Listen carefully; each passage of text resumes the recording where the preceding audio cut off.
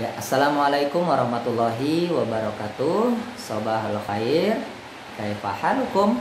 Ya, Bapak doakan semoga kamu semua dalam keadaan sehat walafiat. Baik, video kita kali ini Bapak akan menjelaskan materi pembelajaran fikih, yaitu tentang zikir dan doa. Ya, ketika kamu semua mendengar zikir dan doa, apa yang tergambar di kepala kamu semua? Ya, Bapak yakin jawaban kamu seperti ini. Pak, zikir itu baca istighfar. Iya, betul. Zikir itu, kemudian ada yang menjawab zikir itu baca subhanallah, subhanallah, subhanallah, alhamdulillah, alhamdulillah, alhamdulillah, Allahu akbar ketika habis sholat. Iya, betul, itu juga zikir. Ya, jadi kesimpulannya apa? Zikir itu adalah mengingat kepada Allah Subhanahu wa taala, ya. Zikir itu artinya ingat, ya. Ingat kepada Allah Subhanahu wa taala. Mengingat kepada Allah itu dalam bentuk, ya, membaca bacaan kalimat thayyibah, ya, yang kamu sebutkan tadi, seperti subhanallah, alhamdulillah, istighfar, itu semua adalah kalimat thayyibah. Nah, jadi mengingat kepada Allah bisa dengan menyebut, ya, kalimat thayyibah. Baik, kemudian ada istilah doa. Apa itu doa? Ya, doa itu adalah sebuah permintaan atau permohonan yang kita tujukan kepada Allah Subhanahu wa taala. Ya, kita sering berdoa setelah sholat, ya, sering berdoa kapanpun, ya, mau belajar, berdoa, pokoknya sepanjang aktivitas kita selalu kita iringi dengan doa. Doa kita meminta kepada Allah Subhanahu wa taala apapun itu. Ya, dalam perjalanan kita minta doa selamat, dalam belajar kita minta berdoanya itu supaya diberikan pemahaman oleh Allah, supaya diberikan ingatan yang kuat. Kemudian dalam cita-cita juga kita berdoa kepada Allah, semoga nanti besar akan mendapatkan atau meraih cita-cita yang kita inginkan, ya, mau jadi dokter, mau jadi guru, mau jadi polisi, apapun itu semua cita-cita, ya, kita minta, kita mohon kepada Allah Subhanahu wa taala supaya Allah memberikan itu. Maka itu semua adalah doa, ya. Nah, dalam hal ini zikir dan doa yang paling sering dan jangan pernah kita tertinggal itu kapan? Yaitu ketika selesai sholat fardu, ya, selesai sholat subuh, selesai sholat zuhur, selesai sholat asar, selesai maghrib dan isya, ya. Maka setelah salam selesai sholat itu, maka dianjurkan, ya, sangat dianjurkan kita untuk berzikir terlebih dahulu dan ditutup dengan doa. Nah, zikir apa saja yang bisa kita ucapkan, yang bisa kita lafalkan, ya, ada di dalam buku kita, ya, silahkan kamu lihat, ya, urutannya banyak sekali dan itu semuanya sangat bagus kita hafalkan dan kita baca setiap hari ketika selesai sholat.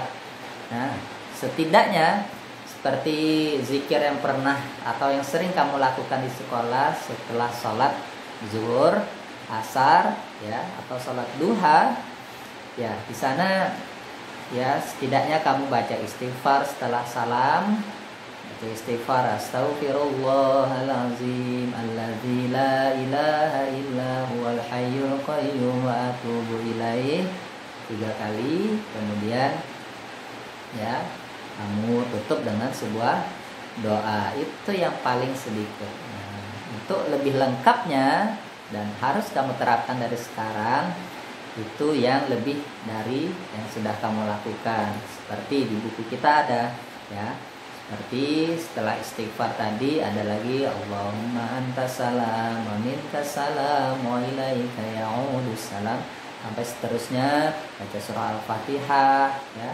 Kemudian ada baca subhanallah 33 kali, alhamdulillah 33 kali, Allahu akbar 33 kali. Kemudian nanti di akhir ada ditutup dengan doa. Doa terserah kita ya. Mau doa apapun, tetapi jangan sampai tertinggal kita mendoakan kepada doa orang tua ya. Allahumma ighfir lana dzunubana wali walidaina warhamhuma kama rabbayana shaghira. Dan boleh kamu tambah doa-doa yang lain. Baik. Yang harus kita perhatikan selanjutnya adalah adab-adab dalam berdoa itu ya. Tidak bisa kita sembarangan berdoa, asal berdoa ya. Maka jangan sampai doa kita sia-sia dan tidak dikabulkan oleh Allah Subhanahu wa taala gara-gara kita tidak menjaga adab dalam berdoa ya. Allah senang sekali dengan umatnya yang berdoa, tentang anak-anak yang soleh-solehah berdoa kepada Allah. Allah senang, tetapi harus kita perhatikan adabnya. Apa saja itu adabnya? Yang pertama ya, di buku juga sudah ada lengkap, bisa kamu baca. Tapi setidaknya yang harus kita perhatikan itu adalah ketika berdoa ya. Berdoa itu tentu ya, kita harus pakai pakaian yang sopan, bersih, rapi ya. Kemudian berdoa haruslah kita mengangkat kedua tangan ya, setidaknya setinggi dengan bahu kita.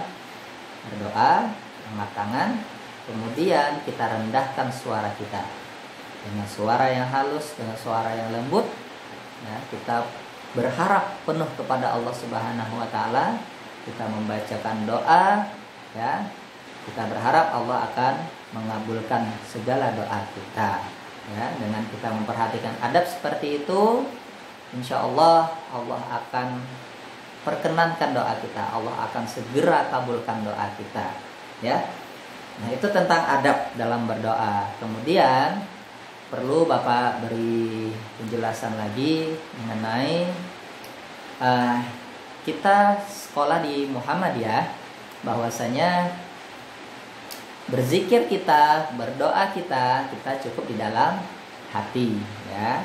Kita masing-masing berdoa, berzikir di dalam hati ya.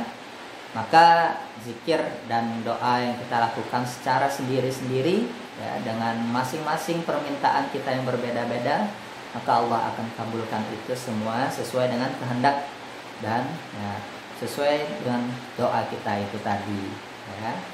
Itu sebuah rambu-rambu atau petunjuk dalam sekolah kita, sekolah Muhammadiyah ya. Tata cara berdoanya seperti itu, zikirnya seperti itu ya. Kita berdoa di dalam hati, berzikir juga di dalam hati dan sendiri-sendiri masing-masing. Nah, maka dari itu Bapak harapkan kamu semuanya, anak-anak Bapak kelas 2 yang pintar-pintar, yang cerdas, yang soleh-solehah, kamu mulailah hafalkan lafal-lafal zikir seperti yang ada di buku. Silakan yang membaca dan kamu terapkan dalam kehidupan sehari-hari, yaitu setelah sholat fardu ya. Baik, itu saja pembelajaran kita pada hari ini ya. Untuk lebih lengkapnya dan supaya lebih jelasnya, supaya kamu lebih paham, silahkan kamu baca buku ya, bab keempat tentang zikir dan doa. Mudah-mudahan kita semua menjadi anak yang soleh-solehah, menjadi anak kebanggaan orang tua, menjadi anak yang berbakti kepada orang tua, dan hendaknya kitalah yang menjadi anak yang membawa orang tua kita ke surga kelak. Amin ya robbal alamin ya. Terima kasih atas segala perhatiannya. Bapak mohon maaf apabila ada tersalah terkhilaf. Akhirul kalam, wassalamualaikum warahmatullahi wabarakatuh.